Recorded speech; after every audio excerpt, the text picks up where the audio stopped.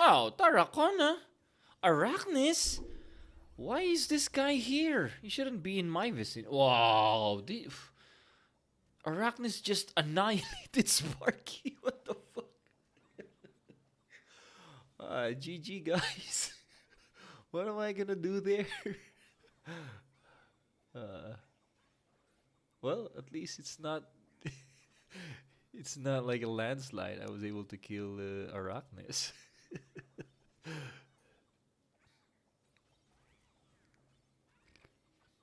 Wait, am I very timely heal? I would say. Suryu is still a long way to go before cooldown. Heal. Are you kidding me? Am I gonna come back to this? Oh, yo. Oh, man. Are you serious? Yo, this comeback of the year. What? Yeah! What? Hey guys, so before we start anything, I would like to first thank everybody who joined the stream yesterday. Thank you very much. That was really, really fun. I appreciate you guys coming out, showing some love. If you don't know what it is or what happened, it was me just basically talking to some of the viewers. They were sending me screenshot of their team through my Discord, and then just critiquing it and then giving some advice on what lineup to use based on what they have in, like, what rank is their gold in the familiar arena. And so again, that was so much fun. We will definitely do that again. I don't know when we'll do it, but definitely soon. Just watch out for any announcement on my future videos, or maybe we do it a Sunday thing. I don't know, just again, wait for the announcement, and then maybe for the next time, if you weren't there yesterday, you could definitely join the next one. Alright, so now the question is it possible to reach top 30 if you are a free-to-play player? And the reason why we're asking that question is because it's possible that we will get an answer in about 10 minutes. Right, so Ignatius here is a free-to-play account, but now looking at the account, we are just, you know, really, really near top 30. We are like around 30 points away from being inside the top 30, and I have 4 tickets here. Each win will give me around 14, so it is possible that we can grasp that top 30 today. And so that would be a proof that getting into the top 30 is actually possible, even if you are a free-to-play player. But anyway, we are going to go ahead and try to get this top 30, right? So and this is very risky, because what if I don't get it, right? So, I guess there's always next week, but yeah. What do we have? Let's go ahead. I would prefer Bird not to go against Ebontorex. So yeah, we are. How many minutes do I have left? We have 5 minutes left, so we have to be very, very quick. You know what? I would probably, let's set it up this way. You go here, you go here, right? So just so Ebontorex can, you know, possibly cancel out his Ebontorex. Right, but let's see. Right. Oh, Bird. Okay. Okay, so Bird. Okay, Bird is still at least getting some hits. Impaler is kind of dangerous. Alright, I think I'm gonna win this. Bird will get more. Oh, Ebontorex won that matchup. So, yeah, never mind. It is a win. Alright, we have 6 minutes. Okay, we got that out of the way. Whatever, Kulai. Alright, so same thing. We do this because I don't want Bird going against Ebon and get pushed away, and so he doesn't get any hits. Although apparently my Ebon is that good. I mean, it's Awakened 6 and plus 300. So I mean, yeah. Good. Oh, disbelief. I have Might, so that's good because Might will do some good damage against my Bird. Alright, so now he's half HP and he will survive. Alright, good. This is a win, right? This is a win. I don't even have to see it. It's amazing. Alright. Next. I think I am now at the top 30. Ah, fuck, 31. Alright, we have how much more? Ooh, damn. Alright. Now, this is kind of tough. Let's do some refresh here. Alright, this is possibly a win. I need to... Oh, fuck. Sorry for cursing a lot. But here we go. Let's go. I like going against Might because he's strong enough to like usually strong enough to make my bird into half HP, but you know, not enough to kill him. So that's good. There we go. Oh no, it didn't reach half HP. Fuck. Although I killed it. Ash. Probably a win. All right, now we're inside top 30. Good. Let's push it to the edge. Although Emunutos. Now this might be tough, but fuck it, man. This is what we live for. How much time do I have? I have 2 minutes left. Oh fuck! Now I'm going against that one. Ah, I won. All right. Now I have to, sorry, I have to get to my my original, like my main account. But yeah, so let's see first. Top 17. Damn it. Right. All right. So now we wait. But I guess now we can answer the question: is it possible to reach top 30 if you are a free-to-play player? And the answer is definitely, drum roll please, rank 17. Yes, ladies and gentlemen. Yes, the answer is yes.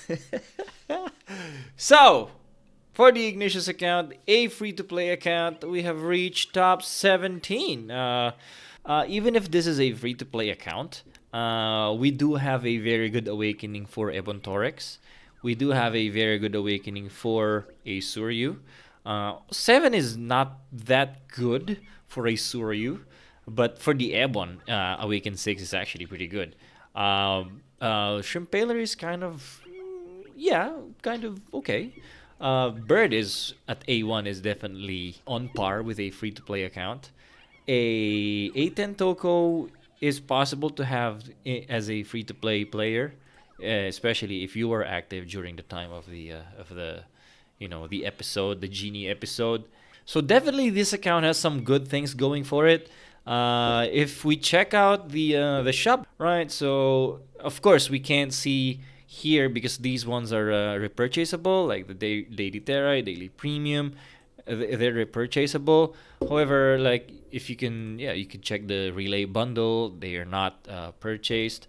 If you check out the Level Achievement bundle, which is a pretty good deal, by the way, and with this one not being purchased, and this is not repurchaseable. So if someone purchased this, you would see it. Like it would see here, it would say here purchased. So with this one not being purchased, could be a good evidence that this is actually a free-to-play account. However, full disclosure, I did buy something last week. What I bought, however, was black diamonds, right?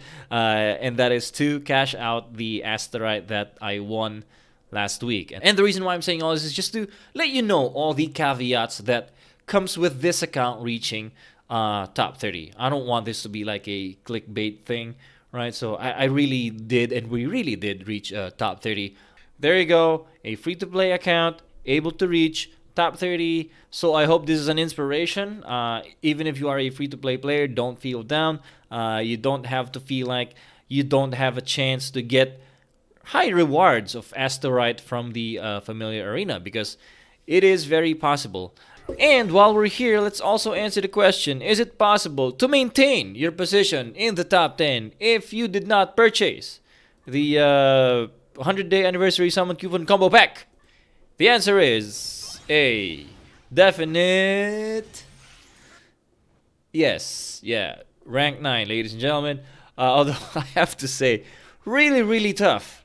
Like the last video I made, I was kind of like, I was thinking I would probably not reach top 10 this week, because it really took a lot of luck. I was able to win some close defensive wins. So a lot of timely use of tickets, like the last minute swoop. And so this one was really, really tough, and I'm happy to able to keep my position in the top 10, although I am not sure how long it will last.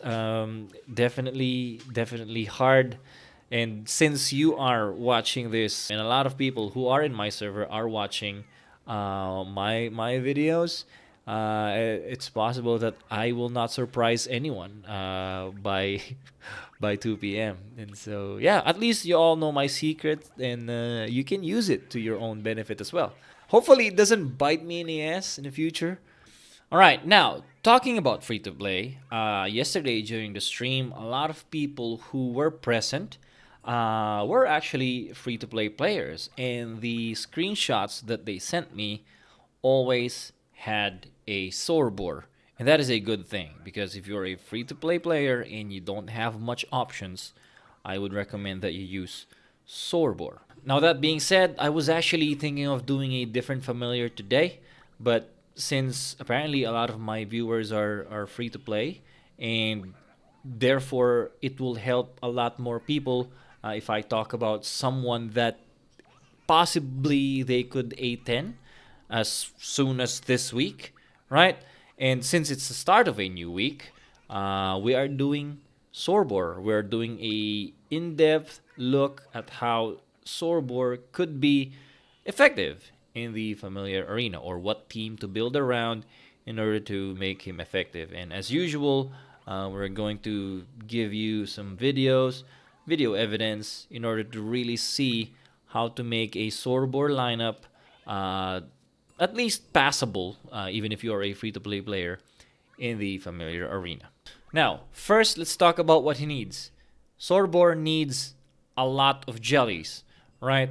If you haven't done so, if you haven't given him any jellies, and you expect him to dominate in the arena, well, you are kidding yourself. Out of all familiars, at least right now, Boar is the one that will benefit the most with jellies, because his main skill actually boosts all of his stats. So not just his base stats, but together with the stats of the toys and the of the jellies. So again, if you're going to use him, give him as much jellies as you can. And with that, like for example, you are using him right now and has no jellies. Wait until you get him to about plus 200, and then you will really see the difference of how strong he is in the familiar arena, especially in the range of top 10% to top 30%, right? So this was from top 40%. We are now seeing an upgrade, although it's only a measly 24% right now, but still an improvement, right? Now let's look at the ideal team setup for a Boar team. Ideally, you want to have 3 familiars going forward and basically dying before Boar. So you want 3 of them, and that's so we could power up Boar 3 times. Ebon Torex is important here because in a Boar team, you don't want your Boar to die first. Ebon will help eliminate familiars in front of Boar, or at least push them away. Or the other thing is, if a Staghorn pulls a Boar, then you're kind of fucked. So Ebon Torex is also like a safety net in that regard. So that's why Ebon Torex is very important here. Now for the other 2, it should be DPS monsters, because ideally we want to kill familiars from the other team as fast as possible, because although Boar will be strong later on, he is still not a nuker. So you want to compensate that by having a lot of DPS in the front lines, and kill at least, or in best case scenario, kill 3 familiars before it's a 2-on-2, in which case you have the advantage. I don't want to use Sparky, but I kind of don't have any choice. As for Might, he has good damage, good CC, has the highest awakening among my familiars not named Toko, so he fits right in. Alright, now let's look at some videos. The first one, we are going to look at Series Go against Nair Maki. Now this one is actually perfect because we are looking at 2 different Boar lineups, right? One is mine, which is the ideal scenario, like the ideal setup, as I've told you. And he is using the not ideal one. So he has a Sorbor, which is good. However, he does have 2 melee types behind Sorbor. So what's going to happen is only the Ebon will die first, thus powering up Sorbor once, and then that's it, right? Let's watch what happens. Alright, so Might is already going against Sorbor. Suryu is good, destroying Might. However, it's just not strong enough because my Toko here is also strong. Alright, so as you can see, Sorbor will die right away. Right, and I still have 5 familiars alive. And thus they are getting hammered because their 2 tanks are already dead. The other tank, which is Sorbor, should have been much stronger. However, it was not able to power up to its maximum potential before he was damaged. And so that is why you want 3 melee types to go with Sorbor and Toko. Alright, next we look at series again on defense going against Tambal plays. With this one, I want to show you how Sorbor could really change the tide of battle when he is powered up 3 times. And then even though he has a Hippocampus and Suryu, I am going to end up with the win. Right? And he does have the Staghorn, but that's why Ebon Torix is also important in a Sorbor lineup. So yeah, we had a lot of good things going on for this kind of video. Right? So Staghorn was not able to pull anyone in the end. Basically got cancelled by Ebon. Right? Ebon will die, powering Sorbor, and then Might will die, powering up Sorbor again, and also healing him, by the way. Right? Sparky will die eventually, so this is going to be a 4-on-2, although they're already damaged. Right? But nevertheless, Sorbor is already at half health. But they're not going to be able to kill him. Look at that, 858 healing per tick. And the damage that I get is, 400 from against the, what do you call this? Suryu. Alright? So, 858. This is the potential of Sorbor when he is powered up to, powered up 3 times. And now in this video, I want to show you the importance of a nuker or a monster DPS within the 3 melee types that you have. Because as strong as Sorbor is, he doesn't have a nuke. Therefore, he won't be able to kill familiars if Toko is there healing. Right? So unless, of course, it is someone who is weak against a fire type. So maybe in that regard you can, but chances are you will lose a lot of time doing so. So you are pressed against time, and so it would be better if you could just kill a lot of their familiars before you get to the 2-on-2. You have Toko and Sorbor part of the game. All right, so yeah, let's go and watch it. So what will happen here actually is that basically my 3 familiars will try to kill Ebon Torix, and that is kind of the worst case scenario because Ebon Torix is the tank, so it will really take me a lot of time to kill him. And so what happened there is that instead of me, like for example, if I attacked Firelings instead, I could have killed Firelings first and then went ahead to Ebon Torix. That could have given me some advantage, but didn't end up that way. By the way, let me just rewind. So Might basically will die at 104, and thus at that point forward, Sorbor will take all of the hits from all familiars by the opponent. And see, even though all 5 familiars are hitting him, let's see how long he will last. Right, 104, 103. And of course, with Toko healing him at the back, which is, kind of the ideal scenario for us. So there it is. Right? That's all 5. And we have a Suryu as well, who used his skill earlier to hit Sorbor, and he died in about 21 seconds. Right? 43. Let's see how much Toko, or how long Toko will last. 3, 30. So from 43, right? 43. So to 29. So 14. Toko lasted 14 seconds. Sorbor lasted 21 seconds. So, and Toko was also healing himself. So that just shows how tanky a Sorbor is. Alright, now for this video, we have series against Cheese Whiz. What I want to show here is the difference between the heals of Toko to Sorbor. Right, so the heals of Toko when Sorbor is not yet powered up, and the heals of Toko when Sorbor is already powered up. Right, so let's see the difference there, and also for entertainment purposes, because what happened here is just, I don't know what happened here, but yeah, I can explain. So, but anyway, Toko will heal. So if you can see, the healing is 658 per tick. All right. Now, that's not powered up because no one died yet. Now, all three other melee types will die here, and so I am at a disadvantage here, right? All five against Sorbor with Arachnis, Might, and Tarracona. Although what I could say really is Arachnis and Tarracona are not really that tanky anyway. So having Might as your main tank, probably not a good idea. But anyway, this is still mind-boggling how this turned out. Right, and there's Suryu at the back as well. But again, so the healing now is at 855. So before it was at 658. Maybe around 658. And now that he's powered up 3 times, it's now at 855. And this is only a Sorbor that is A5, right? So there's still so much more potential in terms of the power up, right? And so, but basically, we already are experiencing around 30% increase in healing by Toko.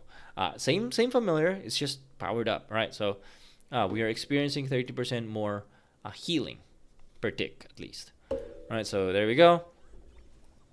And then I'm getting so Arachnis died now, but look at how tanky Sorbor really is. Right, Tarracona almost did, but Toko is there to save the day, and so this is exactly why we want a Sorbor and Toko left at the end of the battle, like before the end of the battle. So all right, I am like feeling gets healed again.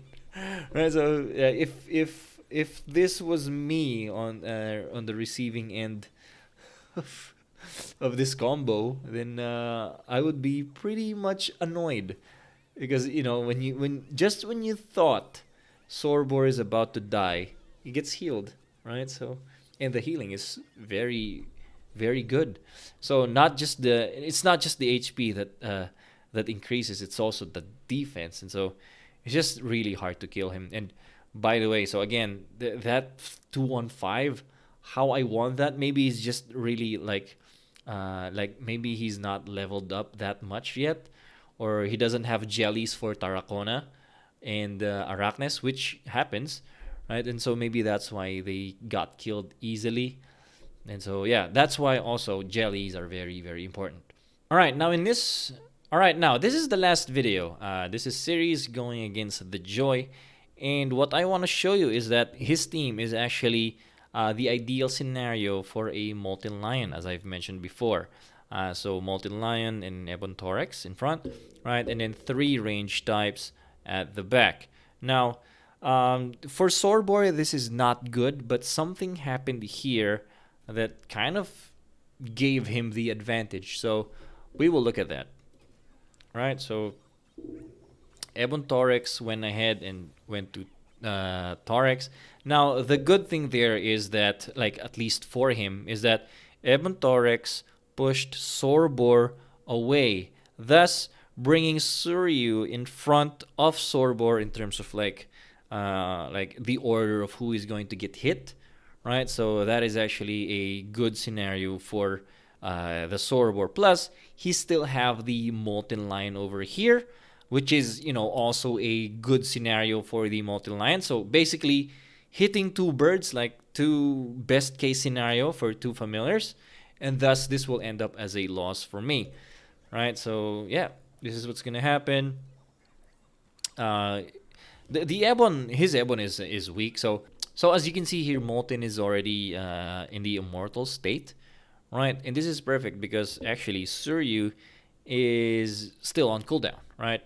So the timing of it would be perfect, and so that is why I said having Molten Lion as your second tank is the ideal scenario. And so this one, Molten Lion in front as the second tank, ideal scenario.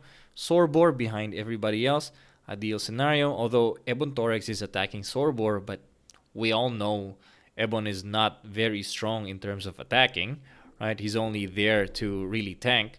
And in this case, basically, it's gonna be other familiars who is going to tank instead of Ebon, and so that's why not a very advantageous positioning, at least for me.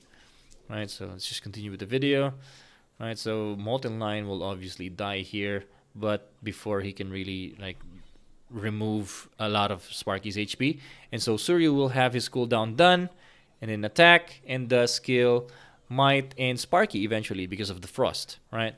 And so there we go. Now, ideal scenario for him, not for me, right? Because Sorbor powered up 3 times already, so very, very tanky. So if I don't kill him before the time runs out, I lose, and so this is a tough spot for me. Maybe this one I could have won it if all 3 of my familiars were attacking Toko, right? Because between the two, Sorbor has the higher damage output right now because he's powered up, and basically Toko is weak against Sorbor. But with this one, I just showed you like the awakening of his Sorbor. He is at A6, so a little bit stronger than my Sorbor, but you know it's not much of a difference. It's just that it is powered up 3 times now. So as to mine, which is at this point powered up twice only. Is this gonna be a draw, right? Because I can't kill him, right, and he cannot kill me. So yeah. Alright, that's it for the Sorbor videos. Now let's look at an overview of my Sorbor so you know like what to expect, or you can compare your Sorbor and see what you have to do or how much you need to do in order to build your Sorbor to this level, right? It's not much, honestly. We have a Sorbor with only one specific toy. Other 2 are defense toys, right? And in terms of the enhancements, we have him at 252, full tough jelly, meaning the defense, HP not yet, attack not yet, but we will get there for sure. In terms of his teammates, we all saw it. I mean, A5 might only at plus 100, underwhelming. We have an A1 Ebon Torex, nah. Sparky not even at level 30. So yeah, so that's that's something. Although A3, the only one worth mentioning here really is Toko at plus 10, plus 300, A10, right? Although not even full toys. So it's really a team that's not so good, but if I have to guess, if the team stays that way, but only with Boar getting to A10 and plus 300, possibly I could still reach 5%. So Sorbor is that good. So definitely viable if you are a free-to-play player. At least you will get to a point where you can get some asteroid. Maybe 3% to 5% range. I wouldn't bet on a top 100. Alright, so that's all for this video. Thank you very much for watching. That took a really long time, but thank you very much for those who have hung on and made it to the end. Right? I hope you guys who are watching this, you're probably free-to-play players. Try this one out and then let me know how it works, because I am pretty sure, like, I basically in this account in particular, I am in the same boat as you guys, and it is really fun to see me climbing the ranks. It's just tough, like, because this account is really weak. Like when I do field boss, I get kicked out in the party because they don't want. Like, they're like, I am using a support build, but like it's just a lot of stigma if you have weak CP. But so that is what makes this account hard to build, right? But it's also fun to show you guys how I do things. if I'm with a really bad account. But yeah, so there you go. Thank you very much for watching, and guys, I will see you on the next one, hopefully. All right, see you.